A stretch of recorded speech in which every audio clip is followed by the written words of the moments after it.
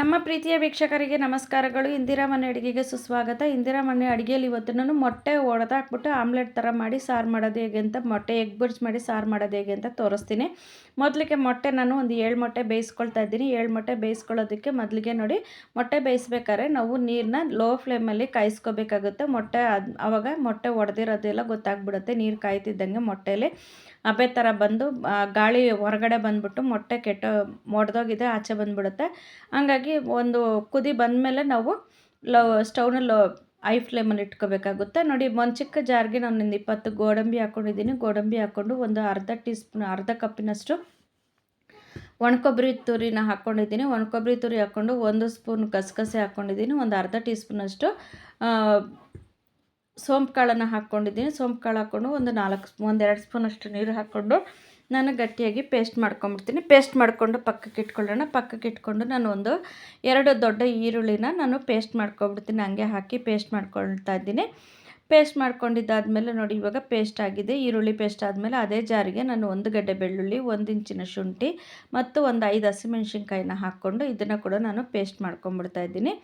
Paste ಮಾಡಿಕೊಂಡು ಇದಾದಮೇಲೆ ನಾನೊಂದು ಮಿಕ್ಸಿ ಜಾರ್ ತೊಗೊಂಡಿದ್ದೀನಿ. ಜಾರಿಗೆ ನಾನಿವಾಗ ಒಂದು 4 ಟೊಮೆಟೊನ ಹಾಕ್ಕೊಂಡಿದ್ದೀನಿ. ದೊಡ್ಡದು ಒಂದು 4 ಟೊಮೆಟೊನ ಹಾಕ್ಕೊಂಡು ಅದನ್ನು ಕೂಡ ಟೊಮೆಟೊನ ಮಿಕ್ಸ್ ಮಾಡ್ಕೊಂಡಿದ್ದೀನಿ. ಮಿಕ್ಸ್ ಮಾಡ್ಕೊಂಡಿದ್ದಾದಮೇಲೆ ನಾನಿವಾಗ ನೋಡಿ, ಒಂದು 100 ಗ್ರಾಮಿನಷ್ಟು ಎಣ್ಣೆ ಹಾಕ್ಕೊಂಡಿದ್ದೀನಿ. 100 ಗ್ರಾಮ್ ಎಣ್ಣೆ ಹಾಕ್ಕೊಂಡು ನೋಡಿ, ಒಂದು ಮೀಡಿಯಮ್ ಸೈಜ್ ಈರುಳ್ಳಿನ ಸಣ್ಣದಾಗಿ ಕಟ್ ಮಾಡಿ ಹಾಕ್ಕೊಂಡಿದ್ದೀನಿ. ಕಟ್ ಮಾಡಿ ಹಾಕ್ಕೊಂಡಿದ್ದಾದಮೇಲೆ ನೋಡಿ, ಚೆನ್ನಾಗಿ ತಿರುಗಿಸ್ಕೊಳ್ಳೋಣ. ಈರುಳ್ಳಿ ಸ್ವಲ್ಪ ಫ್ರೈ ಆದಮೇಲೆ ಶುಂಠಿ ಬೆಳ್ಳುಳ್ಳಿ ಪೇಸ್ಟನ್ನು ಅದಕ್ಕೆ ಹಾಕ್ಕೊಳ್ತಾ ಇದ್ದೀನಿ. ಶುಂಠಿ ಬೆಳ್ಳುಳ್ಳಿ ಹಸಿಮೆಣ್ಸಿನ್ಕಾಯಿ ರುಬ್ಬಿರೋ ಪೇಸ್ಟನ್ನು ಹಾಕಿದ್ದೀನಿ.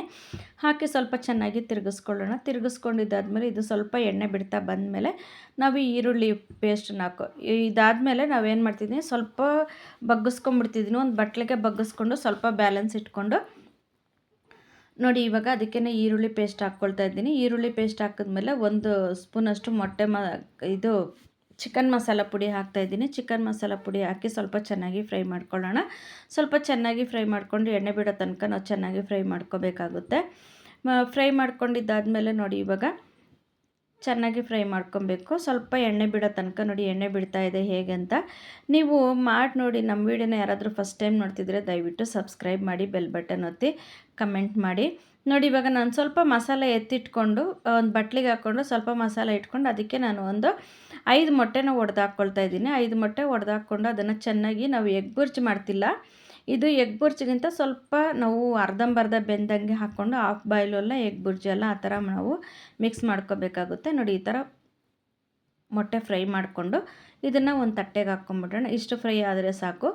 ಇದನ್ನು ತಟ್ಟೆಗೆ ಹಾಕ್ಕೊಂಬಿಡೋಣ. ಅದೇ ಬಾಣಲಿಗೆ ನಾವು ಮಿಕ್ಸ್ ಮಾಡಿದ್ದ ಮಸಾಲೆ ಫ್ರೈ ಮಾಡ್ಕೊಂಡಿದ್ವಲ್ಲ ಅದನ್ನು ಹಾಕ್ಕೊಂಡು ಅದಕ್ಕೆ ಟೊಮೆಟೊ ಹಾಕ್ಕೊಂಬಿಡ್ತಾ ಇದ್ದೀನಿ. ಟೊಮೆಟೊ ಪೇಸ್ಟನ್ನು ಇದಕ್ಕೆ ಹಾಕ್ಕೊಂಡು ಚೆನ್ನಾಗಿ ಫ್ರೈ ಮಾಡ್ತಾಯಿದ್ದೀನಿ. ಚೆನ್ನಾಗಿ ಫ್ರೈ ಮಾಡ್ಕೊಳ್ಳೋಣ. ಫ್ರೈ ಮಾಡ್ಬೇಕಾದ್ರೆ ಇವಾಗ 1 ಟೀ ಸ್ಪೂನಷ್ಟು ಆಚ ಖಾರದ ಪುಡಿ ಹಾಕ್ತಾಯಿದ್ದೀನಿ. 2 ಟೀ ಸ್ಪೂನಷ್ಟು ಧನಿಯಾ ಪುಡಿನ ಹಾಕ್ತಾಯಿದ್ದೀನಿ. ಧನಿಯಾ ಪುಡಿ ಹಾಕ್ಕೊಂಡು ಸ್ವಲ್ಪ ಚೆನ್ನಾಗಿ ನಾವು ಮಿಕ್ಸ್ ಮಾಡ್ಕೊಳ್ಳೋಣ.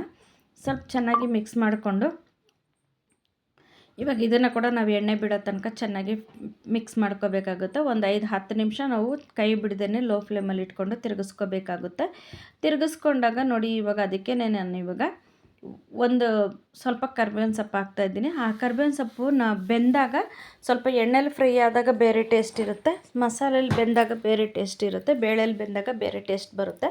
ಹಾಕ್ಕೊಂಡು ಒಂದು 10 ನಿಮಿಷ ನಾವು ಮುಚ್ಚಳ ಮುಚ್ಚಿಬಿಟ್ಟು ಲೋ ಫ್ಲೇಮಲ್ಲಿಟ್ಟು ಬೇಯಿಸಿದ್ದೀನಿ. ಬೇಯಿಸಿದ್ದಾದಮೇಲೆ ನೋಡಿ, ಎಲ್ಲ ಎಣ್ಣೆ ಬಿಡೋಕ್ಕಾಗಿದೆ. ನೋಡಿ, ಇದು ಅನ್ನಕ್ಕೆ, ಮುದ್ದೆಗೆ, ಚಪಾತಿಗೆ ಮತ್ತು ಎಲ್ಲದಕ್ಕೂ ಚೆನ್ನಾಗಿರುತ್ತೆ. ಚಪಾತಿಗೂ ಚೆನ್ನಾಗಿರುತ್ತೆ, ಅನ್ನಕ್ಕೂ ಚೆನ್ನಾಗಿರುತ್ತೆ, ಮತ್ತು ಗೀ ರೈಸು, ಕುಷ್ಕ ಅದು ಮಾಡ್ಕೊಂಡಾಗ ತುಂಬ ಚೆನ್ನಾಗಿರುತ್ತೆ. ನಾವು ಇವಾಗ ತೆಂಗಿನಕಾಯಿ, ಗೋಡಂಬಿ ಎಲ್ಲ ಹಾಕ್ಕೊಂಡಿದ್ವಲ್ಲ ಆ ಪೇಸ್ಟನ್ನು ಇದಕ್ಕೆ ಸೇರಿಸ್ಕೊಂಬಿಡೋಣ. ಇದಕ್ಕೆ ಸೇರಿಸ್ಕೊಂಡು ನಮಗೆ ನೀರು ಎಷ್ಟು ಅದಕ್ಕೆ ಬೇಕೋ ಅಷ್ಟು ಅದಕ್ಕೆ ನಾವು ಹಾಕ್ಕೊಂಬಿಡೋಣ. ಇದು ಸಾರು ಮಾಡ್ತಿರೋದ್ರಿಂದ, ಮೊಟ್ಟೆ ಸಾರು ಮಾಡ್ತಿರೋದ್ರಿಂದ ಮೊಟ್ಟೆನೂ ನಾವು ಒಡೆದು ಫ್ರೈ ಮಾಡಿ ಹಾಕ್ತೀವಲ್ಲ, ಹಂಗಾಗಿ ಸಾರು ಗಟ್ಟಿ ಆಗಿಬಿಡುತ್ತೆ. ಸ್ವಲ್ಪ ನೀರು ಹಾಕ್ಕೋಬೇಕಾಗುತ್ತೆ. ಸ್ವಲ್ಪ ನೀರಾಗೆ ಮಾಡ್ಕೊಳ್ಳೋಣ, ತುಂಬ ನೀರಾಗಿ ಮಾಡೋದು ಬೇಡ. ಒಂದು ಗ್ರೇವಿ ಟೈಪಲ್ಲಿ ಮಾಡಿಕೊಂಡ್ರೆ ಸಾಕಾಗುತ್ತೆ. ನೋಡಿ, ಇವಾಗ ಚೆನ್ನಾಗಿ ಫ್ರೈ ಮಾಡ್ಕೊಳ್ಳಿ. ಇದು ಅಷ್ಟಾಗಿದೆ. ಅಷ್ಟಾದಮೇಲೆ ಮುಚ್ಚಳ ಮುಚ್ಚಿಬಿಟ್ಟು ಒಂದು ಕುದಿ ಬರೋಕ್ಕೆ ಬಿಡೋಣ. ಒಂದು ಕುದಿ ಬರಲಿ. ಒಂದು ಕುದಿ ಬಂದಾಗ ನೋಡಿ, ಒಂದು ಕುದಿ ಬಂದಿದೆ. ಇವಾಗ ನಾನು ಒಂದು ದೊಡ್ಡ ಆಲೂಗಡ್ಡೆನ ಕಟ್ ಮಾಡಿ ಹಾಕ್ಕೊಂಡಿದ್ದೀನಿ. ಕಟ್ ಮಾಡಿ ಹಾಕ್ಕೊಂಡು ಅದ್ರ ಜೊತೆಗೆ ನಾನು ಬೇಯಿಸಿರೋ ಮೊಟ್ಟೆನ ಒಂದೊಂದು ಸೀಳು ಹಾಕ್ಬಿಟ್ಟು ನಾನು ಹಾಕಿದ್ದೀನಿ. ರುಚಿಗೆ ತಕ್ಕಷ್ಟು ಉಪ್ಪು ಹಾಕ್ಕೊಂಡಿದ್ದೀನಿ. ಉಪ್ಪು ನಾವು ಮೊಟ್ಟೆ ಒಡೆದಾಗ ಹಾಕಿದ್ವಲ್ಲ, ಅದಕ್ಕೋಸ್ಕರ ನೋಡಿ ಮೊಟ್ಟೆನೂ ಕೂಡ ಹಾಕ್ಕೊಂಡು ಸೇರಿಸ್ಕೊಂಡಿದ್ದೀನಿ. ಮೊಟ್ಟೆನೂ ಕೂಡ ಫ್ರೈ ಮಾಡಿರೋ ಮೊಟ್ಟೆನೂ ಸೇರಿಸ್ಕೊಂಡಿದ್ದೀನಿ. ಸೇರಿಸ್ಕೊಂಡು ಖಾರ ಸ್ವಲ್ಪ ಕಡಿಮೆ ಅನ್ನಿಸ್ತು, ಹಂಗಾಗಿ ಸ್ವಲ್ಪ ಖಾರ ಹಾಕಿದ್ದೀನಿ. ಇನ್ನೊಂದು ಅರ್ಧ ಟೀ ಸ್ಪೂನಷ್ಟು ಖಾರದ ಪುಡಿನ ಹಾಕ್ಕೊಂಡು ಚೆನ್ನಾಗಿ ಮಿಕ್ಸ್ ಮಾಡ್ಕೊಳ್ತಿದ್ದೀನಿ. ಮಿಕ್ಸ್ ಮಾಡಿಕೊಂಡು ನೋಡಿ, ಇವಾಗ ಚೆನ್ನಾಗಿ ಒಂದು 10 ನಿಮಿಷ ನಾವು ಕುದಿಯೋಕ್ಕೆ ಬಿಡಬೇಕಾಗುತ್ತೆ. ಒಂದು 10 ನಿಮಿಷ ಮಸಾಲೆ ವಾಸನೆ ಹೋಗೋ ತನಕ ನಾವು ಕುದಿಯೋಕ್ಕೆ ಬಿಟ್ಟರೆ ಮೊಟ್ಟೆ ಸಾರು ರೆಡಿಯಾಗಿಬಿಡುತ್ತೆ. ನೋಡಿ, ಇವಾಗ ರೆಡಿಯಾಗಿದೆ. ಮೊಟ್ಟೆ ಸಾರು ಕುದ್ದಿದೆ, ಹಸಿ ವಾಸನೆ ಎಲ್ಲ ಹೋಗಿದೆ, ಮಸಾಲೆ ವಾಸನೆ ಎಲ್ಲ ಹೋಗಿದೆ. ಮಸಾಲೆ ವಾಸನೆ ಎಲ್ಲ ಹೋದ್ಮೇಲೆ ಮೊಟ್ಟೆ ಸಾರು ರೆಡಿಯಾಗಿದೆ ನೋಡಿ. ನೀವು ಮನೇಲಿ ಮಾಡಿ ನೋಡಿ, ಹೇಗೆ ಅನ್ನಿಸ್ತು ಅಂತ ನಮಗೆ ಕಮೆಂಟ್ ಬಾಕ್ಸಲ್ಲಿ ತಿಳಿಸಿ.